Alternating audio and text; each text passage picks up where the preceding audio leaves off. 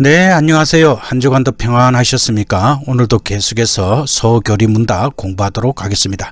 지난주에 5째 계명인 살인하지 말라 전반부 부분을 우리가 살펴보았습니다. 이것은 단순히 문자적으로 살인하지 말라라는 의미를 더 뛰어넘어서 내 이웃을 내 몸과 같이 사랑하라고 하신 주님의 말씀과 연결하여 이 계명을 이해하여야 하는 것입니다. 따라서 이것은 우리 모두는 하나님을 두려워하고 사랑함으로 우리의 이웃의 몸을 아프게 하거나 해치지 않아야 하며 모든 신체적 필요를 돕고 지원해 주어야 한다는 깊은 포괄적인 의미가 들어있는 것입니다. 자, 이제 우리 계속 공부하는데 살인하지 말라에 관한 연결과 적용 부분을 살펴보도록 하겠습니다. 이 사회에서 이 문제들을 다룰 때 우리의 이웃에 대해서 기억해야 할 것은 무엇입니까? 우리는 바로 이런 것들을 기억해야 합니다. A. 하나님께서 모든 생명을 창조, 보존, 보호하신다. 즉 하나님은 창조하신 모든 것을 보호하시고 인정을 베푸시며 우리도 그렇게 하길 원하십니다. B. 하나님은 모든 사람에게 태아 수정 시부터 특별한 존엄성 혹은 가치를 주시고 보호하십니다. 하나님은 자신의 형상을 따라 인간을 창조하셨습니다. 하나님의 아들은 인간이 되셨고 인간의 본성을 가지셨습니다. 하나님은 거룩하고 소중한 그리스도의 피로 모든 사람의 생명을 대속하셨습니다. 따라서 모든 인간의 생명은 하나님과 크리스찬에게 소중합니다. 그에 관련된 구절을 보도록 하겠습니다. 창세기 9장 5절과 6절에 보면 내가 반드시 너희의 피 곧 너희의 생명의 피를 찾으리니 짐승이면 그 짐승에게서 사람의 형제면 그에게서 그의 생명을 찾으리라. 다른 사람의 피를 흘리면 그 사람의 피도 흘릴 것이니 이는 하나님이 자기 형상대로 사람을 지으셨음이니라. 여기에서 너희 피를 찾는다라고 하는 말씀에서 찾는다에 해당하는 히브리어 다리시는 추적하다, 조사하다, 탐구하다 라는 뜻입니다. 따라서 하나님께서 인간의 생명을 해치는 일에 대해서는 그것을 그냥 넘기시지 않으시고 끝까지 추적하여 징벌하시겠다는 강한 의미임을 알 수 있습니다. 그리고 사람의 피를 흘리면 사람을 죽이는 것을 이야기하고 있습니다. 여기서 흘리다에 해당하는 히브리어 샤바크는 소비하다, 붓다는 뜻으로 우연한 실수로 사람을 죽인 것이 아니라 의도적으로 죽인 것을 뜻합니다.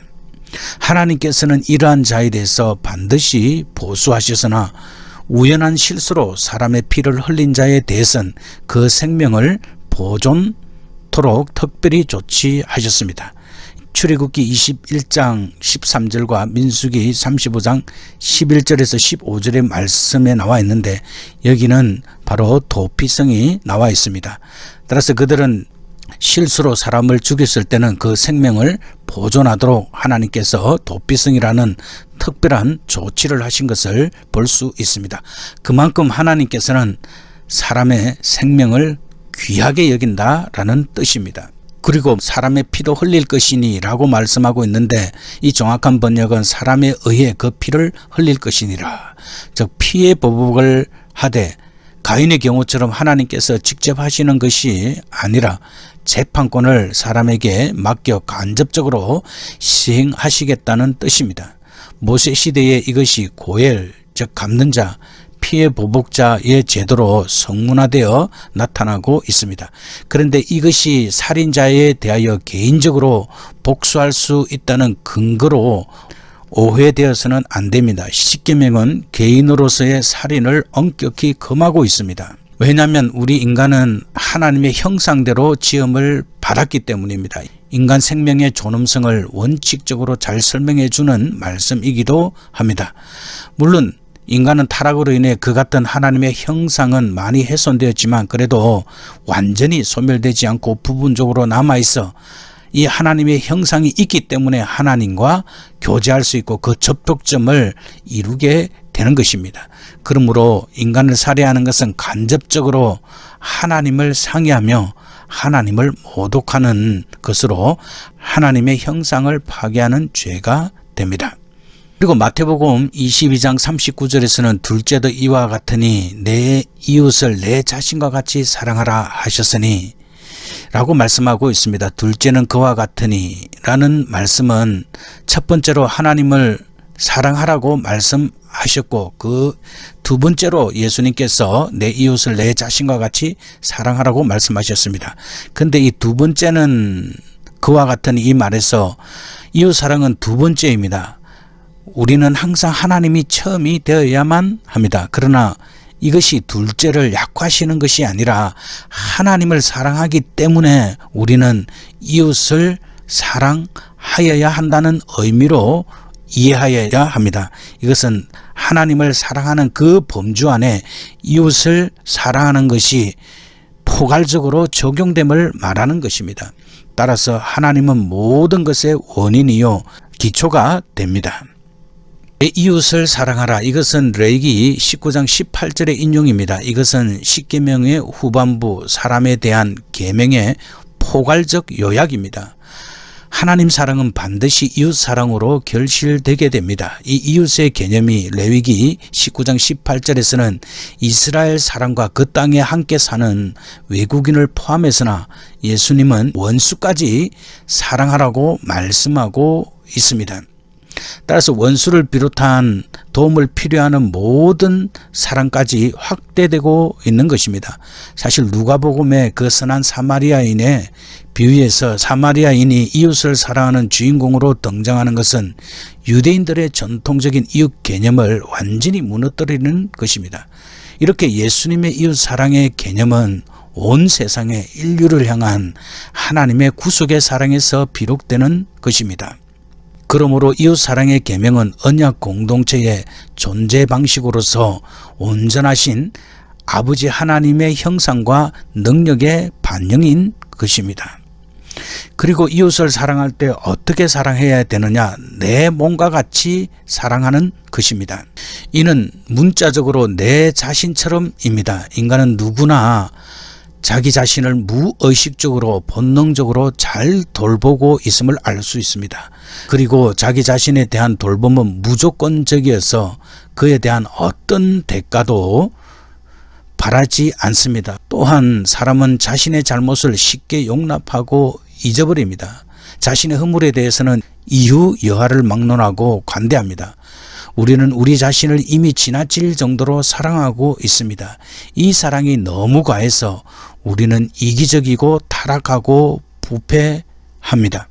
그러나 우리는 우리 이웃에 대해서 우리는 얼마나 무관심하고 냉정하고 계산적인가를 생각해 보아야 합니다. 예수님은 먼저 내 자신을 사랑하고 이웃도 그만큼 사랑하라는 순서나 정도가 아니라 이웃과의 형제적인 연합을 말씀하고 계신 것입니다. 이웃에 대하여 그가 마치 내 자신인 것처럼 사는 것을 말하는 것입니다. 이것이 예수님께서 우리에게 주신 새 계명입니다. 예수님은 너희는 서로 사랑하라고 요한복음 13장 34절에서 말씀하셨습니다. 마가복음 10장 45절에서는 인자가 온 것은 섬김을 받으려 함이 아니라 도리어 섬기려 하고 자기 목숨을 많은 사람의 대속물로 주려 함이니라.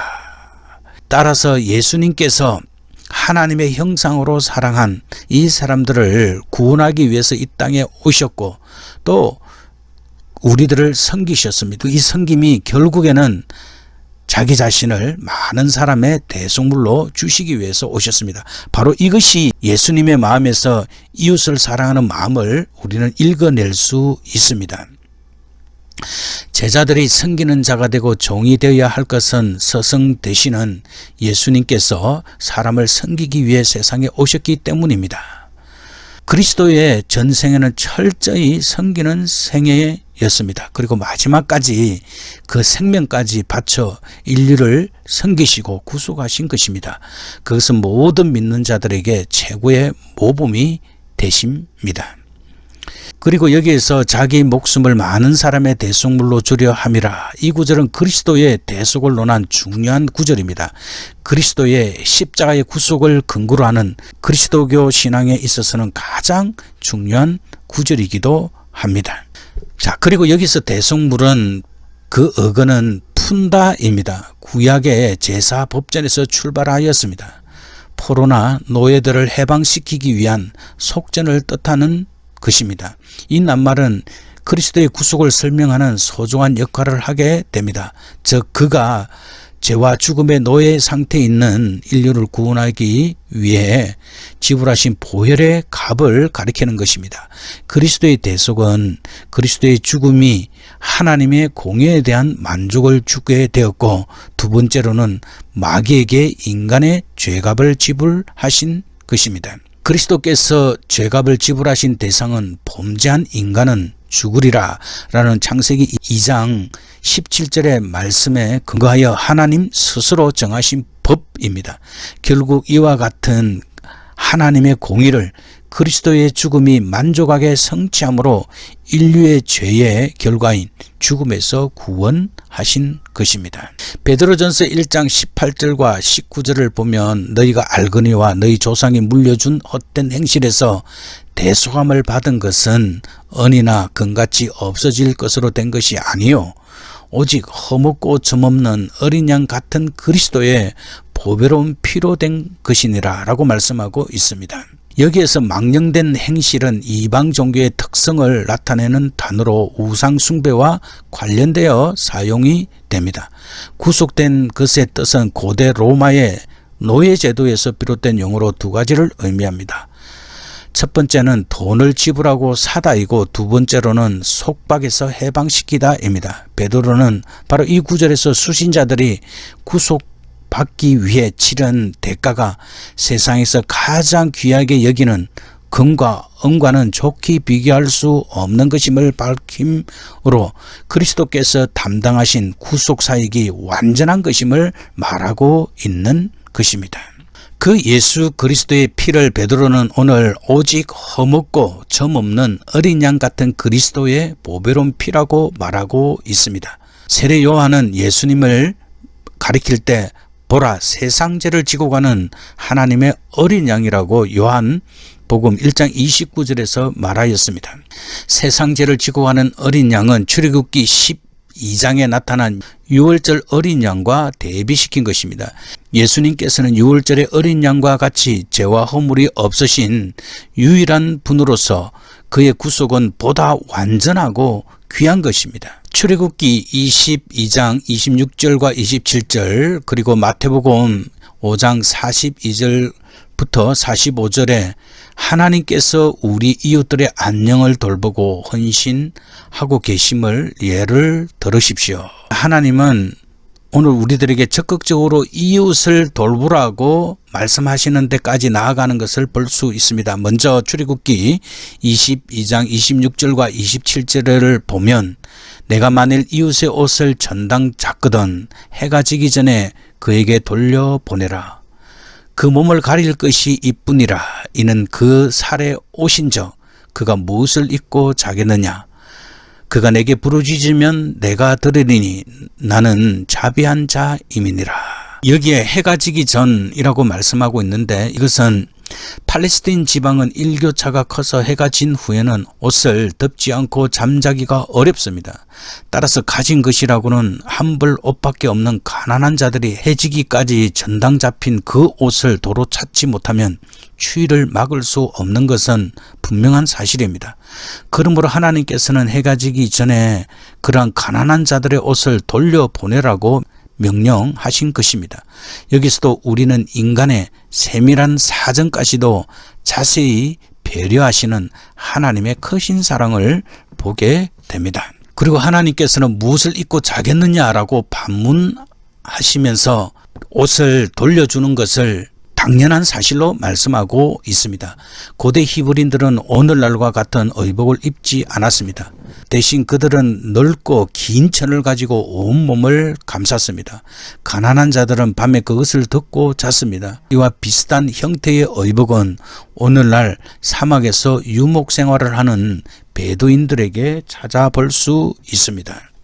마태복음 5장 42절에서 45절 말씀을 보겠습니다. 내게 구하는 자에게 주며 내게 꾸고자 하는 자에게 거절하지 말라.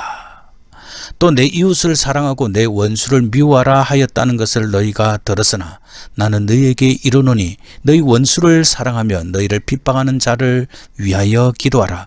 이같이 한적 하늘에 계신 너희 아버지의 아들이 되리니 이는 하나님이 그 해를 악인과 선인에게 비치게 하시며 비를 의로운 자와 불의한 자에게 내리우심이니라. 오늘 예수님은 이 구절에서 구하는 자에게 거절하지 말라고 말씀합니다. 예수님은 무이자로 돈을 빌려주도록 명령할 뿐 아니라 관대한 정신을 말하고 있습니다. 우리는 이웃에게 이웃을 향해 열려진 마음의 자세를 가져야 합니다. 바로 이렇게 사는 것이 하나님의 더 나은 의를 이루는 것입니다. 그러나 이는 돈을 꾸고자 하는 사람에게 무한정으로 돈을 주라고 명령하는 것이 아닙니다. 구하는 자에게 준다면 살인한 자에게도 칼도 줄 것인가 하는 질문에 대해서 우리는 심사숙고할 수 있어야 합니다. 따라서 우리는 이러한 것들을 잘 하기 위해서는 하나님의 마음을 가지고 그를 긍휼히 여기되 이것이 어떤 결과를 가져올 것인가까지 생각할 수 있는 그리스도인들이 되어야 합니다. 내 이웃을 사랑하고 내 원수를 미워하라 라고 말씀하고 있는데, 원수를 사랑하라는 말씀은 사랑에 근거한 실천적 윤리를 강조하신 예수님의 교훈 중에 최절정인 것입니다. 자, 그 결과로서 하늘에 계신 너희 아버지의 아들이 될 것이다 라고 말씀하고 있습니다. 하나님을 따르고 그의 성품에 동참하는 자는 윤리적 관점에서 그분의 아들이 되는 것을 뜻합니다. 이 아들됨은 단순한 명예로서가 아니라 영광스러운 신분과 현재와 미래를 통틀어 누릴 수 있는 특권을 동시에 확보하는 것을 말합니다. 그리고 하나님께서는 그 해를 의로운 자와 그 불의한 자에게 비춰주신다고 말씀하고 있습니다. 예수님의 사람은 그 삶의 전형으로서 하나님을 본보기로 삼아야 합니다. 한편 하나님은 의로운 자와 불의한 자를 구별 없이 사랑하셔서 모두에게 똑같이 해를 비치게 하시고 비를 내리시는 분이십니다. 그러나 신약 성경에서는 공평하신 사랑의 하나님께서 각 개인에게 엄격한 도덕적 생활과 순종을 동시에 요구하고 계십니다. 그리고 44장과 45절 말씀은 하나님의 일반 은총과 관련시켜 적용할 수 있습니다. 여기에서 일반 은총이란 모든 인간에게 구별 없이 공통적으로 주어지는 은총을 말합니다. 하나님은 공의로서 모든 사람을 정죄하실 수도 있습니다. 그러나 그렇게 하지 않고 모든 사람에게 계속하여 오랫동안 은총을 베푸셨습니다. 이 계명이 오늘날 어떤 구체적인 쟁점들에 적용될 수 있습니까? A. 아직 태어나지 않는 아이를 유산시키는 이것을 선택적 유산이라고도 부릅니다. 금지하는 것입니다. 자, 아이가 아직 태어나지 않았지만 성경은 여러 구절에서 이렇게 말씀합니다. 예레미야서 1장 5절에 보면 내가 너를 모태에 짓기 전에 너를 알았고 내가 배에서 나오기 전에 너를 성별하였고 너를 여러 나라의 선지자로 세우노라 하시기로 라고 말씀하고 있습니다. 따라서 예레미야는 우리 자신이 모태에 태어나기 전부터 우리를 알고 계시다라고 말씀하고 있습니다. 그리고 시편 139편 16절에서는 내 형질이 이루기 전에 주의 눈이 보셨으며 나를 위하여 정한 날이 하루도 되기 전에 주의 책에 다 기록이 되었다라고 말씀하십니다. 따라서 아이를 주시는 것은 하나님의 큰 은총 가운데 이루어지는 축복입니다. 생명의 은총은 우리 인간에 있어서 가장 큰 하나님의 선물이기도 합니다. 누가복음 1장 41절에서 44절 말씀을 읽어보도록 하겠습니다. 여기에는 아직 태어나지 않는 아기 요한이 아직 태어나지 않는 태중에 예수님을 주로 인지하고 기뻐 뛰었다는 이야기입니다. 엘리사벳이 마리아의 무난함을 들으며 아이가 복중에서 뛰노는지라 엘리사벳이 성령의 충만함을 입어 큰 소리로 불러 가로되 여자 중에 내게 복이 있으며 내 태중의 아이도 복이 있도다. 내 주의 모친이 내게 나오니 이 어찌된 일인고 보라 내 무난하는 소리가 내 귀에 들릴 때에 아이가 내 복중에서 기쁨으로 뛰놀았도다. 이것은 참으로 놀라운 말씀입니다. 엘리사벳이 마리아의 문안을 받았을 때 그 아이가 복중에서 뛰어노는 것을 듣게 되었고, 그것을 하나님의 성령이 깨닫게 해 주셨습니다. 예수 그리스도가 마리아의 몸을 통하여서 이 땅에 오실 것을 알고 오늘 엘리사벳이 기쁨으로 감사함으로 하나님 앞에 영광을 돌리는 것을 볼 수 있습니다. 자, 인간의 생명은 하나님의 선물입니다. 살아있으나 아직 태어나지 않는 상태도 하나님이 보시기에는 잉태되는 순간부터 하나의 인격입니다. 따라서 모든 인간 생명은 하나님에게 소중하며 우리에게도 소중합니다. 낙태약으로 배아를 파괴하거나 체외 수정하는 것 또한 하나님의 뜻을 거스리는 것입니다. 어떤 드물거나 예외적인 경우 엄마의 생명을 구하기 위해 불행하지만 어쩔 수 없이 태중의 아이의 사망으로 이어지는 의료적 과정이 실제로 필요하기도 합니다. 자살을 위해 도움을 구하는 것, 누군가가 자살을 하도록 돕는 것, 혹은 죽기를 원하는 사람을 죽여주는 것, 혹은 한 사람의 생명이 너무 힘들 때 죽여주는 것, 안락사 등을 금합니다. 시편 31편 14절과 15절에 보면 여호와여 그리하여도 나는 주께 의지하고 말하기를 주는 내 하나님이라 하셨나이다. 나의 앞날이 주의 손에 있사오니 내 원수들과 나를 핍박하는 자들의 손에서 나를 건져 주소서. 우리의 모든 생명은 주님의 손에 있습니다. 그리고 우리의 앞날도 주님의 손에 있습니다. 따라서 우리는 자살하거나 자살을 위해 도움을 구하는 그 모든 것들을 우리는 반대하여야 합니다. 바로 이 앞날은 하나님께서 정하신 때를 의미하는 것입니다. 우주의 만사에는 정하신 때가 있습니다. 그리고 이 모든 일에 정하신 때는 하나님의 주권하에 있습니다. 다윗은 이 진리를 자신에게 적용시켜 오늘 말하고 있는 것입니다. 그 자신에게도 태어날 때와 죽을 때, 시련의 때와 형통의 때가 있는데 이 모든 것들은 인간들에 의해서 또는 우연히 결정되는 것이 아니라 전적으로 하나님에 의해 결정되는 것입니다.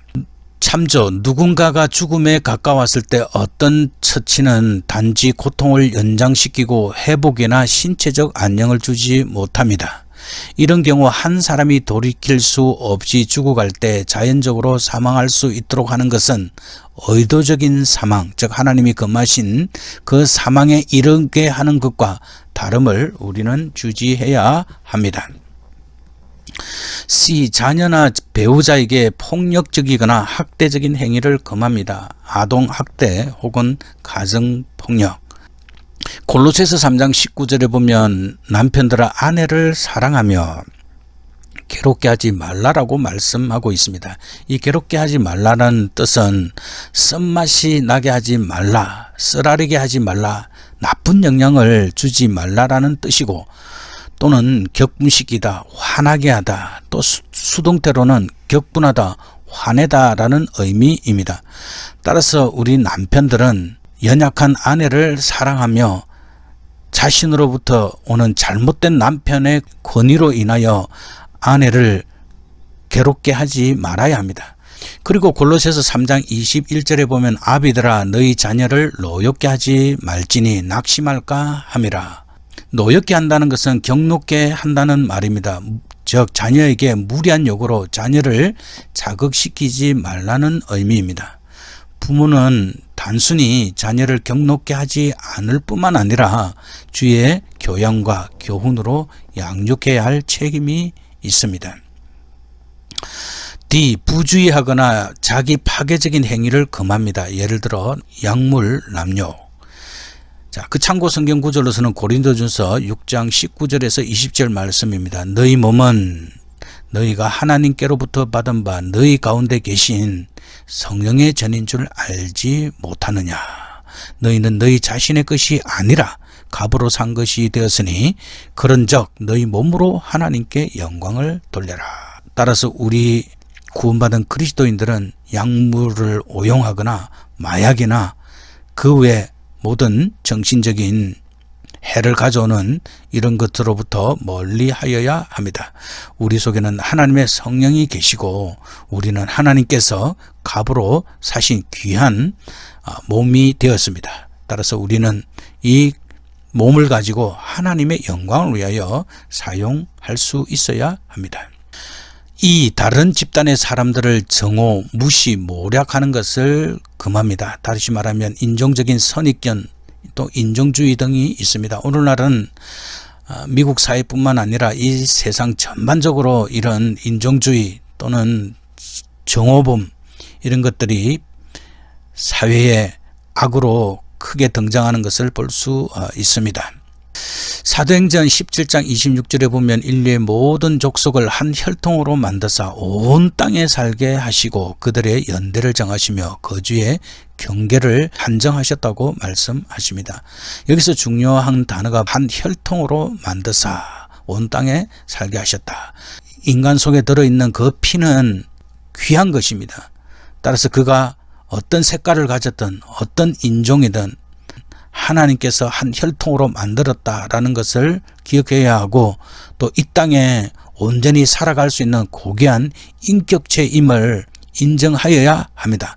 비록 우리와 다른 신앙과 또 생각을 가졌을지라도 하나님께서는 그들의 경계를 한정하셨다라고 말씀하고 있습니다. 그들의 생각대로 살아갈 권리가 있습니다. 그러나 우리는 그 영혼을 또한 전도할 의무가 있기도 합니다.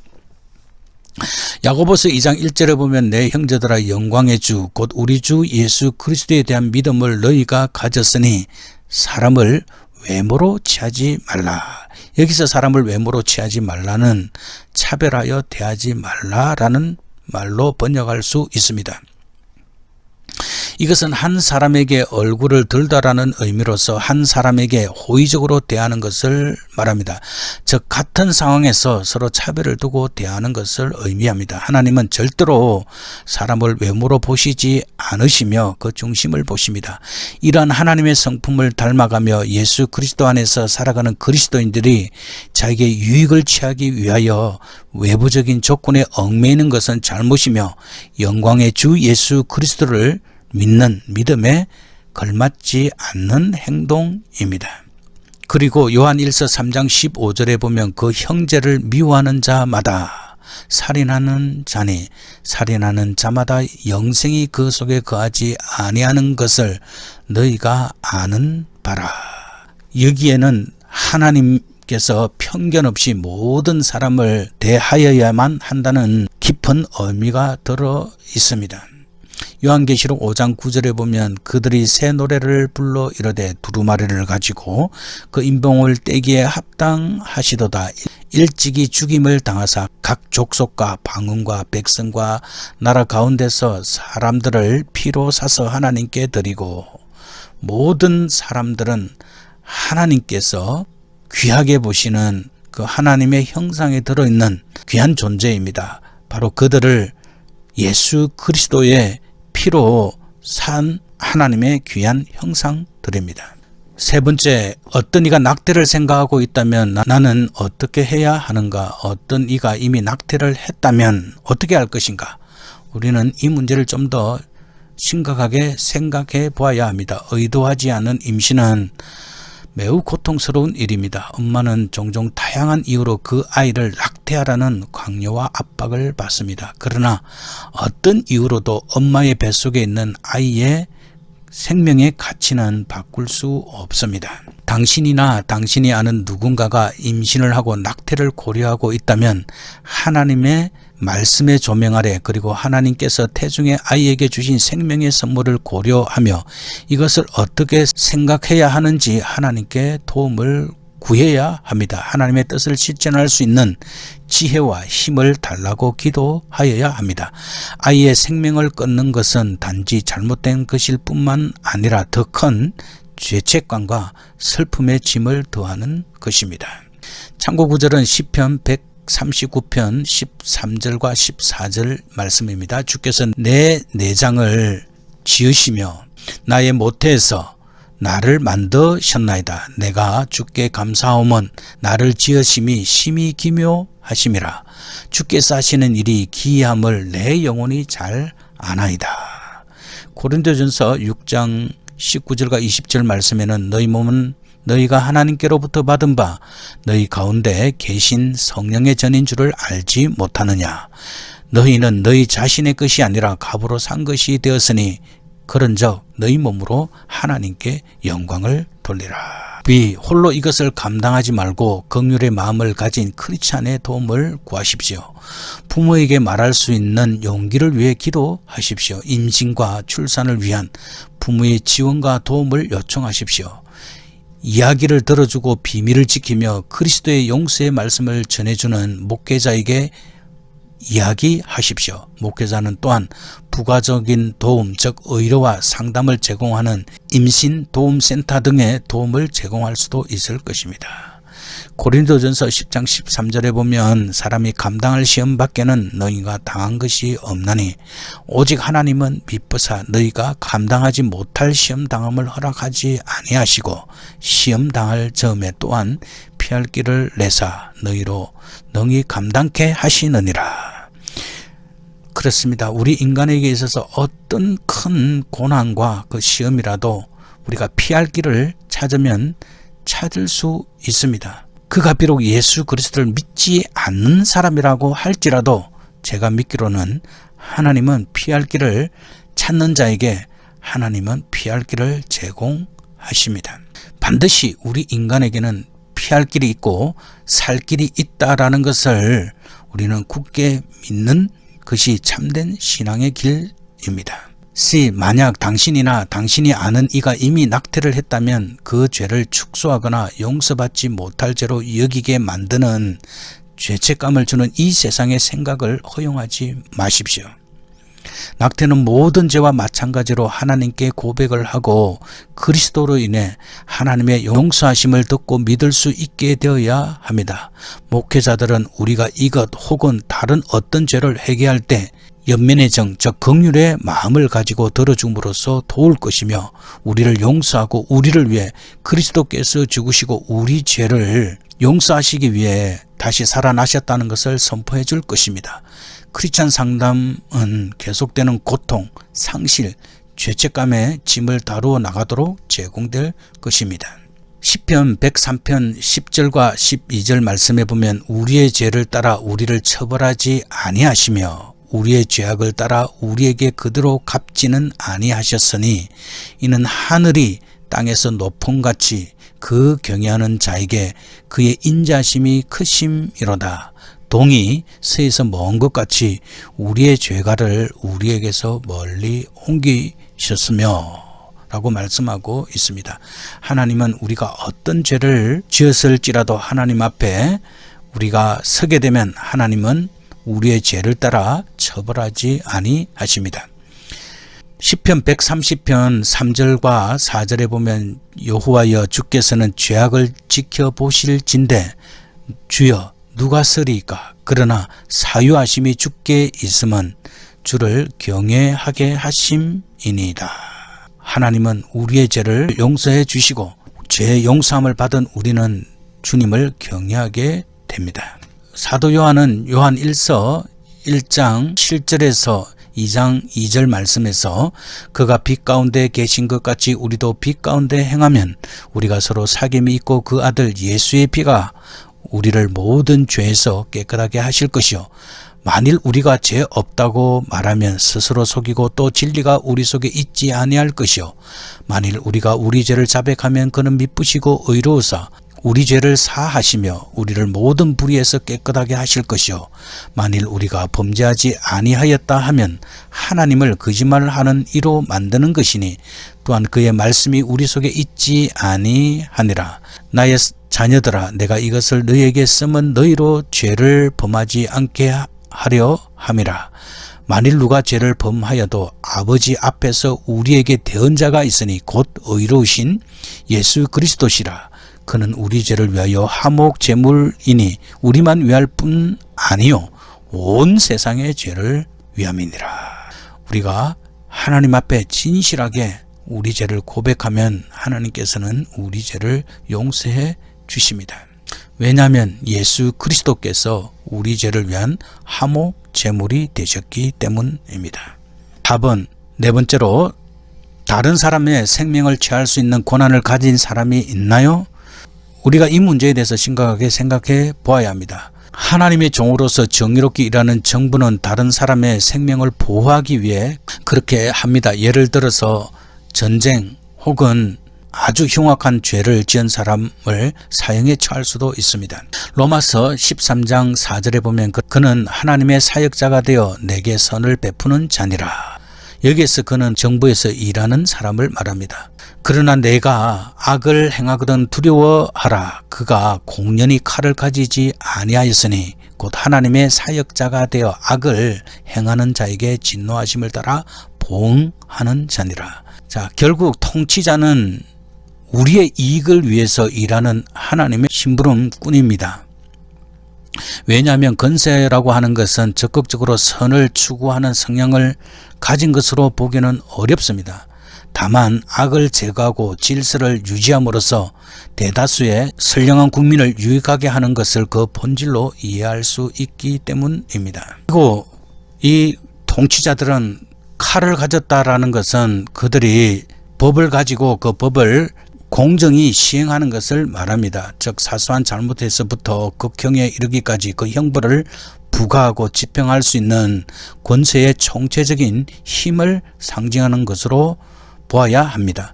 이 칼은 하나님으로부터 부여받은 합법적인 권세이며 목적 없이 임의대로 사용될 수 있는 것이 아니라 악을 행하는 자를 징벌한다는 분명한 목적을 가지고 있는 것입니다. 참조 크리스찬들은 어떤 특정한 전쟁이 의로운가에 대한 선한 양심으로 반대할 수 있습니다. 또한 사형이 언제나 보정되어야 하거나 적절한 방식으로 수행되어야 한다는 것에 대해 양심적으로 반대할 수 있습니다. 오늘 이상에서 우리는 하나님께서 말씀하신 살인하지 말라라는 말씀들을 후반부 부분을 우리가 살펴보았습니다. 우리는 적극적으로 하나님을 사랑하고 또한 이웃을 내 몸과 같이 사랑하라는 그 말씀 위에 이 살인하지 말라라는 말씀을 우리는 적용할 수 있어야 합니다. 따라서 우리는 낙태라든지 또는 이웃을 해하는 일이라든지 또는 자신이 자살하는 것이나 자살을 위해 도움을 구하는 그 모든 것에서 하나님께서 금하고 계시다라는 것을 알아야 합니다. 또한 안락사 등이 성경이 금하고 있다라는 것도 오늘 살인하지 말라는 말씀에서 적용해 볼 수 있습니다. 우리 가정에 있어서는 배우자를 폭행하거나 자녀들을 학대하는 행위를 금하는 것을 말합니다. 또한 자기 자신을 파괴적인 행위에 몰두하는 것을 성경은 금하고 있습니다. 사회적으로 금지한 약물을 남용한다든지 또는 다른 사람들을 정오하고 무시하고 모략하는 인종주의나 잘못된 선입견들을 성경은 금하고 있습니다. 우리가 이 말씀을 실천하게 될 때 살인하지 말라는 하나님의 그 말씀을 포괄적으로 잘 적용하여서 살아갈 때 우리는 크리스찬으로서 하나님 앞에 더 정의로운 삶을 살아갈 수 있는 것입니다. 우리 모두가 다 이렇게 하나님께서 기뻐하는 삶을 살아서 하나님께 영광 돌리는 복된 삶이 되어야만 합니다. 이제 기도하도록 하겠습니다. 주 하나님, 주님의 법으로 모든 인간의 생명을 폭력과 파괴로부터 막아주시고 보호해 주시옵소서. 우리에게 지혜를 주시사 우리의 이웃을 신체적으로 다치지 않게 하거나 해하지 않도록 해 주시옵소서. 그들이 신체적으로 필요한 가운데 있는 이들을 돕고 지원할 수 있는 자비와 긍휼의 마음을 우리에게 허락해 주시옵소서. 주 예수 그리스도 이름으로 기도합니다. 아멘. 오늘도 성경 공부하시느라 수고 많이 하셨습니다. 평안한 오후 시간 되시기 바랍니다.